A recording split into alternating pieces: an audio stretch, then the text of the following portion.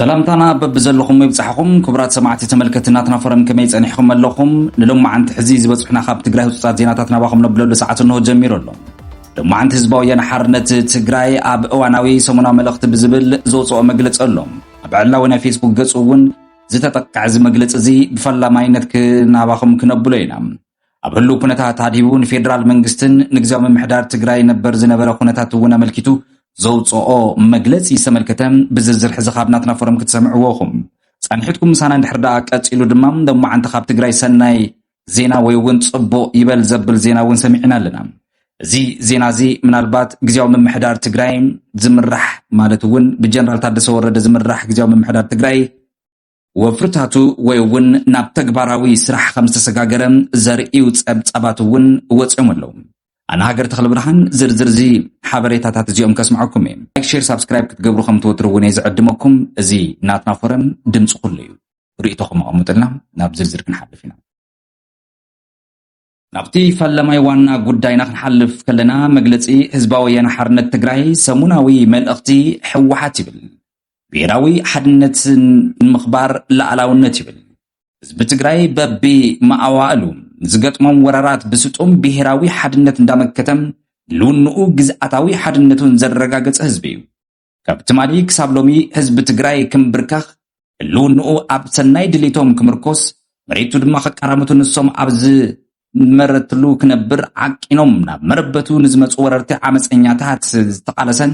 ዝቃለስ ዘሎን ህዝብን እዩ ኢሉ ዝምር ኣብ ፈላማይ ዓንቀጽ ዝመግለጽ ህዝባዊ ሓርነት ትግራይ እዚ ከም ዝበለ በብእዋኑ ዝድግስ ሓደጋ በብቕዓት ክምክት ዝኸኣለም ድማ ብሳላቲ ዝተወደበን ብዘይ ጻዕድ መንፈስ ቃልሱም በዋናነት ድማ ሳላስጦም ሓድነቱ ይቕጽል መግለጽ ህዝባዊ ሓርነት ትግራይ ህዝቢ ትግራይ ነቲ ኣብ ልዕሊኡ ዝተኣወጀ ጆኖሳይድ ተወዲቡ ሳላስ ተቃለሰ ዓርሱ ካብ መላእ ጽንተ ተድሒኑ ስምምዕ ፕሪቶሪያ ድማ ብምኽታም ናብ ሰላማዊ መድረኽውን ወይውን ቃልሱ በዋናነት ድማ ሳላስጦም ሓድነቱ እዚ ክፍጸም ክኢሉ ይብል ህዝቢ ትግራይ ነቲ ኣብ ልዕሊኡ ዝተኣወጀ ጆኖሳይድ ተወዲቡ ሳላስ ተቃለሰ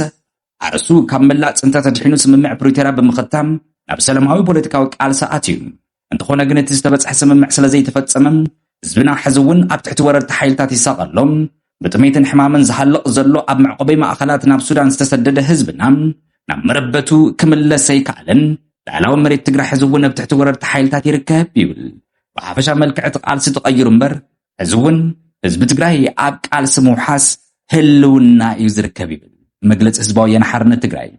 ህዝብና ኣብ ከምዚ ዝበለ ኩነታት እንተሎም እቲ ስልጣን ግዚያዊ ምምሕዳር ተቆጻጺሩ ጸንሐ ጉጅለ ብሔራዊ ክሕደት ኣብ ክንዲ ዝተዋሃብዎ ተልእኾታት ምፍጻም ሓድነትን ዓቕምታት ትግራይ እውን ናይ ምብታን ቁልዕ ልእኽቶ ሒዙ ክሰርሕ ጸኒሑ ይብል እዚ ጉጅለ ሕዚ እውን ካብቶም መሰረታዊ አጀንዳታት ንምውጻእ ህዝቢ ትግራይ ናይ ምድርዳር ምፍጻም ዓቕሙን ንኽዳኸም ድማ ምስ ኩሎም አንጻር ህልውና ህዝቢ ትግራይ ዝንቀሳቐሱ ሓይልታት ተዋዲዱ ኣብ ምንቅስቓስ ይርከብ ይብል መግለጽ ህዝባዊ ሓርነት ትግራይ ቅድሚ ሰዓታት ኣቢሉ ዝወጸ ናይ ኩሎም ቀዳምነታት ቀዳማይ ዝስራሕ አጀንዳ ህዝቢ ትግራይን ሕወሓትን ብመሰረት ስምምዕ ፕሪቶሪያ ኣብ ትሕቲ ጸላኢ ዝነብር ህዝብና ሓራ ክወፅእ ኣብ ስደትን ኣብ መዕቆበይ ማእኸላት ተመዛበልቲ ዝርከቡ ህዝብና ውሕስንኡ ተሓልዩ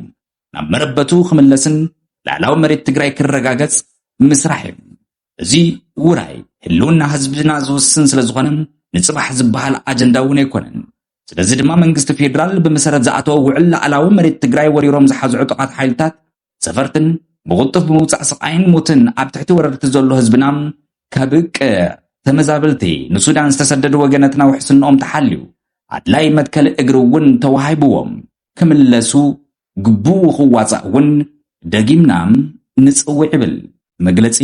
ህዝባዊ ሓርነት ትግራይ እዚ ከም ህዝቢ ገጢምና ዘሎ ፈተና ሕዚ እውን ብሓድነት ዝተወደበ መንቅስቓስን ጥራሕና ክንብድሆ ንኽእል መላእ ህዝብና ኣባላት ውድብናን ቅድሚ ኩሉ ልዕሊ ኩሉ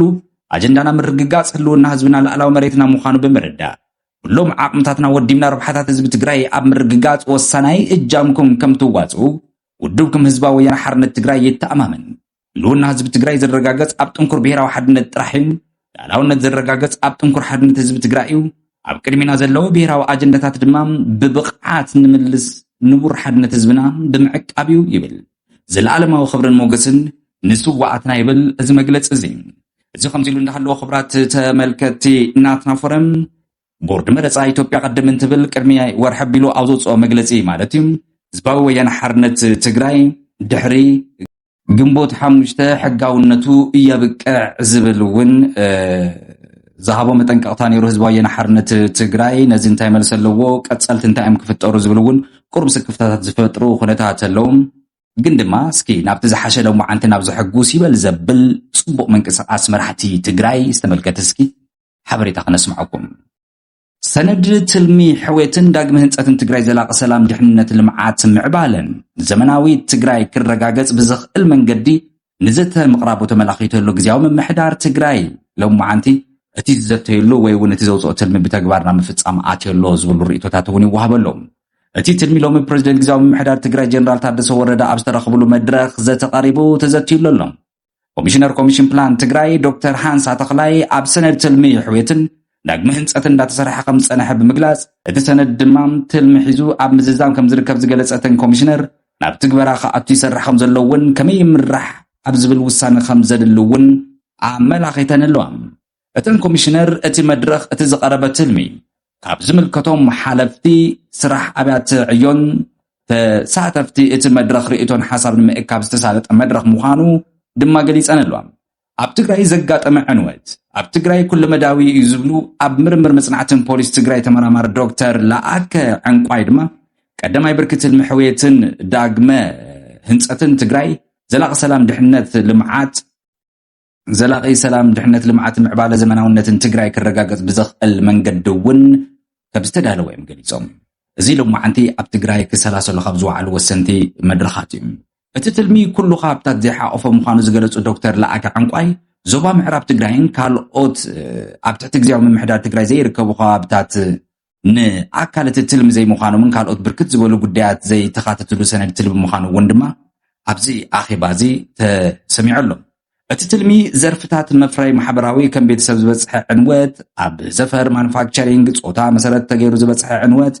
ኣብ ዝብል ኣወዳድባ ዝበፅሑ ዕንወታት እውን መሰረት ገይሩ ብሶምያ ዝተዳለወ ትልሚ ምዃኑ እውን ኣብቲ ኣኼባ ተገሊጹ እዩ ንምፍጻሚ ቀዳማይ ብርኪ ትልሚ ሕዌትን ዳግመ ህንፀትን ትግራይ ካብ ክልል ፌደራል ዓለም ለኸ ደገፍቲ ትካላትን ክርከብ ብሕብረተሰብ ሃፍቲ 54 መደባት 104 ፕሮጀክትታት ዝሓቆፈ ኮይኑ በብብርኩ ክትግበር ትፅቢት ከም ዝግበር እውን ዶክተር ለኣከ ኣመላኺቶም ኣለዉ እዚ ከምዚ ኢሉ እንዳሃለዎ እውን ዳግመ ህንፀትን ሕዌትን ትግራይ ንምርግጋጽ ኣብ ትግራይ ዘሎ ሃብቲ ተፈጥሮ ብዝግባእ ተጸኒዑ ሞያ ማእኸል ዘማእኸለ መሪሕነት መፍትሒ ክቕመጠሉ እውን ከም ዘለዎ ተገሊጹ ኣሎ ሎማዓንቲ ዋና ምምሕዳር ግዝያዊ ምምሕዳር ትግራይ ጀነራል ታደሰ ወረደ ኣብ ዝተረኸብሉ ኣብ ትግራይ ማለት እዩ ሎማዓንቲ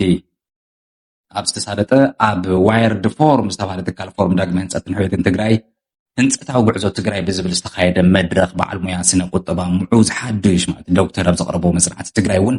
ዝተፈላለዩ ሓሳባት ቀሪቦም ኣለዉ ክቡራት ተመልከቲ ኣብ ትግራይ ዘለዉ ናይ ሎማዓንቲ ሓሳባት እዚኦም እዮም ኣብ መግለፂ ህዝባዊ ወያነ ሓርነት ትግራይ ተመርኪዙ እንታይ ርእቶታት ተዋሂቦም ንዝብል ድማ ህዝባዊ ወያነ ሓርነት ትግራይ ሕዚ እውን ኣብ ዘውፅኦ ዘሎ መግለፅታት ብሔራዊ ክሕደትን ካልኦት ፍንጫልን ካልኦት ዝብሉ ቃላት ተዘይጥቀም ዝብል ርእቶ ኣሎ ንናትና ፎረም እውን ብዋትሳፕ ዝለኣኹልና ኢና ንነግረኩም ዘለና ሎማዓንቲ ድማ ህዝባዊ ወያነ ሓርነት ትግራይ ዘውፅኦ መግለፂ ትማሊ ኣብ ዝካየዱ ናይ ላዕለዎት ኣመራርሓ ገምጋም 6 ወርሒ ኣመልኪቱ ዝሃቦ መግለፂ እዩ ቦርድ መረፃ ኢትዮጵያ ዝሃቦ መጠንቀቕታ እውን ኣሎ ህዝባዊ ወያነ ሓርነት ትግራይ ሕጋውነቱ ስለ ዘብቅዕ ድማ ብዝብል ድማ ብጌታቸው ረዳ ዝምራሕ ጉጅለ ንዓና መረፁና ዝብል ካልእ ሓድሽ ውድብ እውን መስሪቶም ከም ዘለዉ እዩ ይኹን ዳ እምበር እቲ ሃብትን ንብረትን ዓቕምን ሕወሓት ከናበይ ከኣቱ ንመን ይኽወሃብ ክሽየጥ ድዩ ጨረታ ድዩ ኣይፍለጥን ጥራሕ ዘይኮነስ ከም ዘለዎ ዝውረሰሉ ኩነታት እዩ ዘሎ እዚ ኩነታት እዚ ድማ ቁሩብ ኣብ ትግራይ ዘሎ ሓድሽ ወጥሪ ኮይኑ ቅልቅል ንኽብል እውን ገይርዎ ኣሎ ንስኹም እንታይ ርእቶም ኣለኩም መግለፂ ህዝባዊ ወያነ ሓርነት ትግራይ ከም ሰማዕኹም እዩ ብዋትሳፕ ዝተለኣኸልና ናትና ፎረም እውን ትርኢቶ ኣስሚዕናኩም ኣለና ብምቕፃል ድማ ጀነራል ታደሰ ወረደ ሎማዓንቲ ዝመርሕዎ ዝነበሩ መድረኽ እውን ኣስዒብና ኣስሚዕናኩም ኢና ርእቶታትኩም ኣቐምጡልና መሊስና ብካልእ ሓዲስ ዜና ክንምለስ ኢና ክሳብ ሻቡ ሰናይ ፃንሒት ዳበልና ርእቶታትኩም እውን ክንፅበይና ሰላም